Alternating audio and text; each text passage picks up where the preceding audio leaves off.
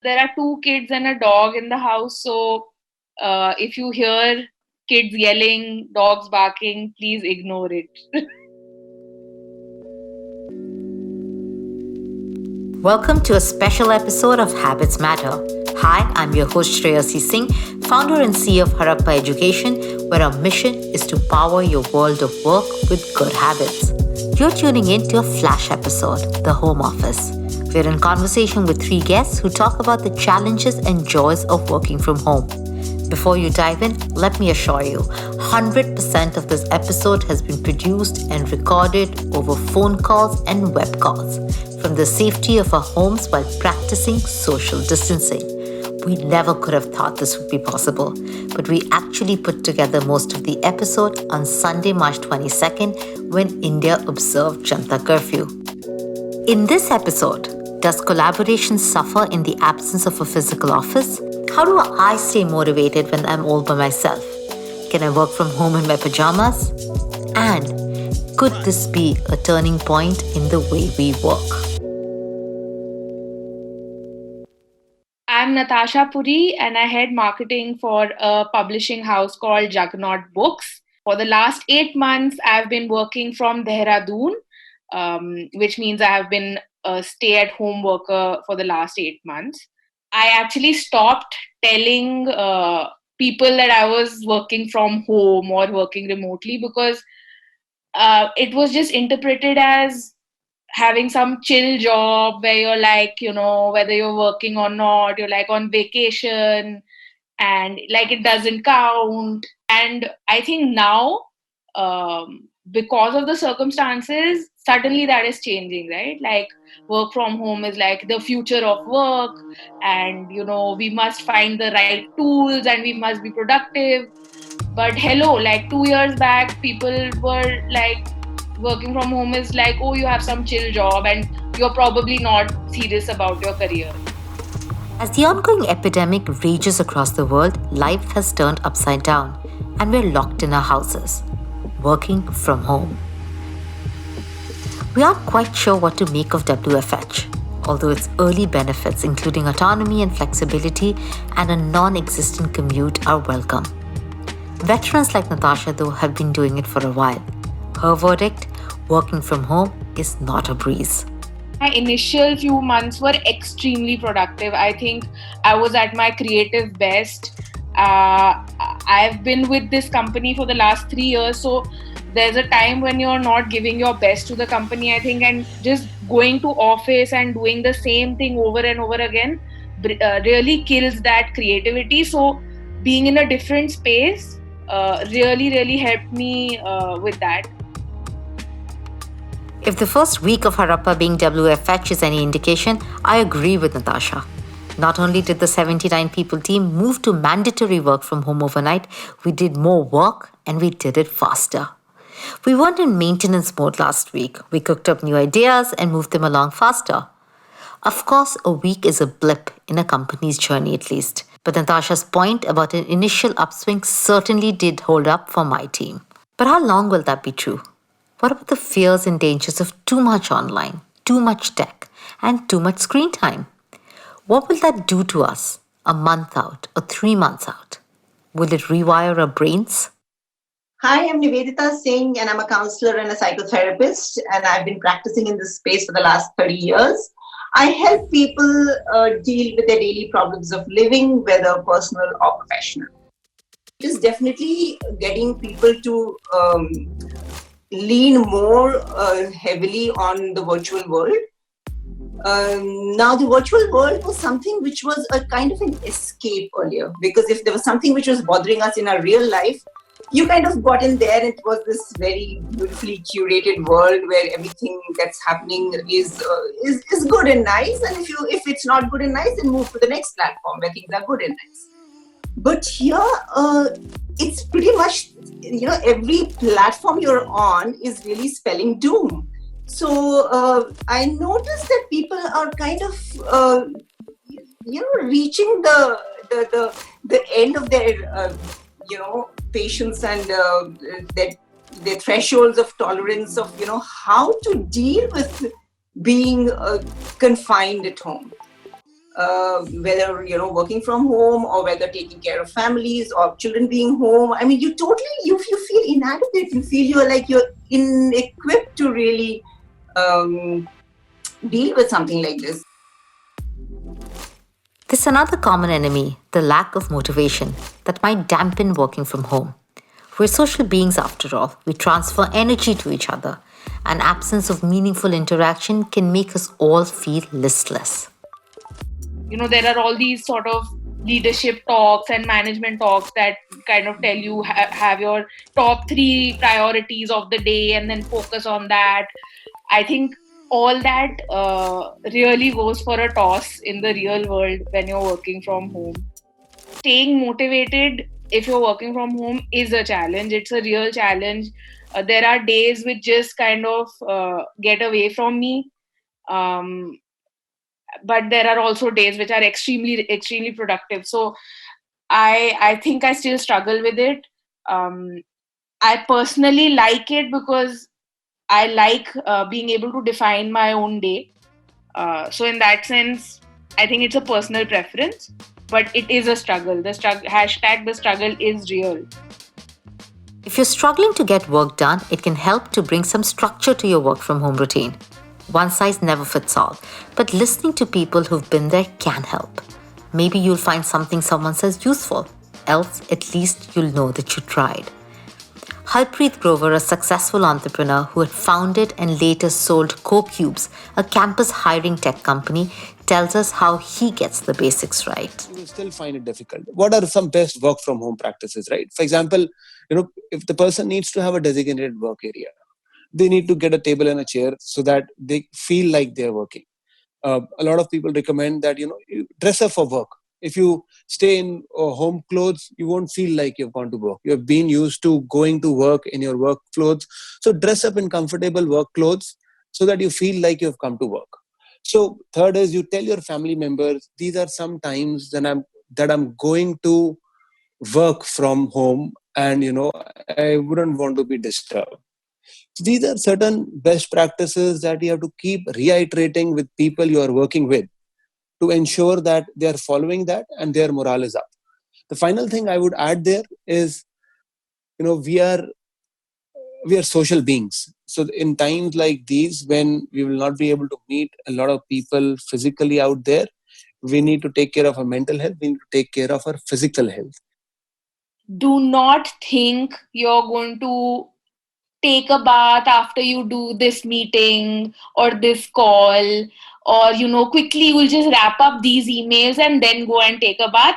You will be sitting in your pajamas till 5 p.m.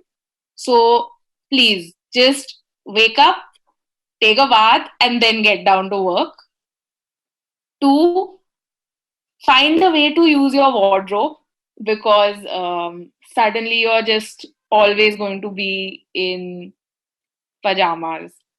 I know this sounds ridiculous, but it's a fact. I think dress up well for yourself. Right now, no one's going out, so I guess you just have to, have fancy dinners at home. Or walk a lot. It's what I've been doing every evening without fail for more than an hour. Or begin small doses of something you've always wanted to do. For me, it has been listening to and reading up more about Western classical music. Trust me, Beethoven makes WFH easier, because challenges are aplenty. About 7 years back, towards the end of my 4-year career break to raise my son, I had started to write for several publications.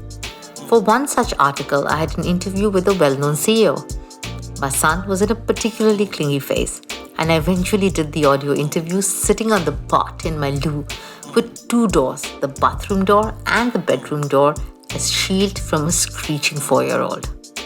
I'm pretty sure the CEO could never have imagined such an inspired setting. It's a funny memory now. It was WFH Survival 101 then, as a young mother and a freelance journalist, before the world of Zoom, Google Hangouts, and 4G streaming. Then and now, you need to get some systems right. First, find a corner where you can work uninterrupted. Tell your friends and family that you'll be busy. And take care of your health. Also, maybe get out of your pajamas. Don't mind the hitches that come up though. Complete silence is a luxury only for office spaces. And usually not that either, if you ever visit the almost too buzzing Harappa hub.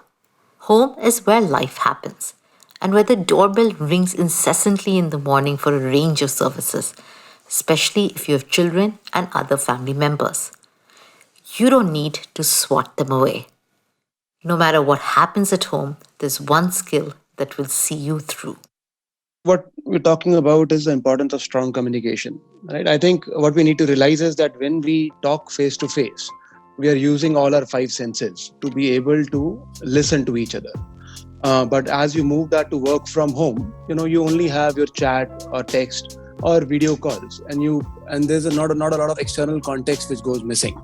So, I think the more you work when you're not inside, that means the more you work from home, the stronger your communication needs to be. In times when we have the luxury of being able to see each other, being able to meet as often as possible, a lot of people can be successful in different roles. But if you look at all the JDs, all the CVs out there, we can call them outdated, but all the CVs say we need strong communication skills. I think, in work from home, we'll be able to quickly figure out which company has a culture of having strong communication skills, hiring for strong communication skills, and we'll be able to figure out which leaders actually have strong communication skills, because those leaders you will see are able to get work effectively done from home. So I think the importance of being able to write well, being able to say things correctly, being able to communicate to the other person in minimal words, what and how you expect them to contribute will come to the fore. So I think this is anyway the critical skill, both in personal and professional life. In times like this, in work from home, this will become overcritical. Harpreet's advice is timeless. It's better to over-communicate than to under-communicate when we're far away from each other. Communication helps things move faster. Empathetic managers and team members have the same impact. What else can companies, leaders, and managers do to ensure there is no loss of productivity? For example, how do companies instill a culture of writing more effectively to make sure ideas and discussions are well documented? WFH veterans, largely small to medium tech companies, and the cadre of freelancers and independent consultants say it's critical that there is no ambiguity in the tasks laid out or in expectations. Clarity is a big push to make, as is having rituals to monitor and update. Essentially, you need to be able to treat the person as human. That means you need to realize that these are extraordinary circumstances. They are working from home, and they are also trying to give their best. So give everybody the benefit of doubt to say that the person is giving their best. And, manage by the goals that you have set for the day rather than the emotions that you have during the day. The third point that I can keep in mind is, check in frequently as a friend, as a leader, and don't talk about work. Talk about what actually you would talk about to the person when you meet them in office. When you meet them, somebody casually in office, you ask, "Arey yaar, ghar pe kya chal raha hai?" What is going on in a house? What is happening? So ensure that kind of communication doesn't stop when you're working from home. So carve out time for the same. Second is you actually do a survey of the team. Use emoticons to do the survey. Use an anonymous tool to do the survey to gauge the mood of the team. And see that as a check of how the team is feeling. So these are some things that you can do as a leader. So these are not normal circumstances in which people are working from home. In this case, we need to watch out for their mental health. That means talking to them regularly. That means doing a weekly poll on how the people are emotionally feeling. Being able to reach out on one-on-one. Being able to have casual chats in general. So all of that is something that leaders in companies will need to do if they want to be successful in working from home. According to Natasha, it ultimately boils down to building a culture of trust and empathy in your organization. What better time to do this than now? Trust that your employees will give it their best shot, and you may be surprised and proud like I have been. But like most other processes, this is not going to be perfect, Nothing is. Not everyone will raise their game and rise to the challenge. But when has sitting in an office ever guaranteed perfect performance? I know right now there are companies talking about how do we measure productivity, how do we make sure people are working, and I understand that, I completely get it, but personally I think this is the point where you cultivate people's entrepreneurship, because ultimately they're going to be answerable to themselves and they're going to have to take full ownership of what they're doing, and there's no scope of actually pretending to work, so which is actually very easy to do when you're in an office environment, right? How do we measure productivity then? How many breaks are you going to measure, right? People could not be on coffee breaks but not being productive. But I think if we have the patience and the courage to give our employees that leeway, I think there will be people who will shine because they are just waiting for such an opportunity, right? Taking full ownership of their work. So I personally think that that's what I feel is very positive about working from home. If it gets too lonely, and it may, don't be afraid to pick up the phone or video call the people you love. This has been a happy benefit. I'm Zooming friends now, never did that before, and it's been great fun. We converted a Friday evening tea party at Harappa into a first online Zoom party.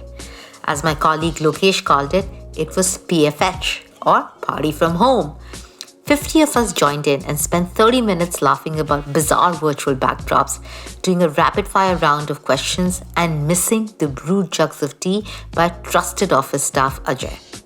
Talking to somebody during these times, and especially doing a video call or any of those other digital platforms, is, I think, extremely useful. It is it's something which I would strongly recommend, because there's something very reassuring about somebody's face on your screen, and we in any case are able to communicate a lot through our non-verbals.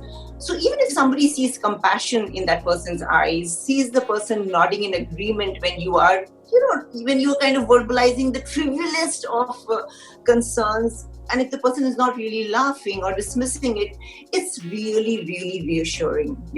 It's very important for us to not allow the negativity to bother us too much, because while being concerned is something which is natural, it is human, it is a part of the adaptive functions that we have for self-preservation.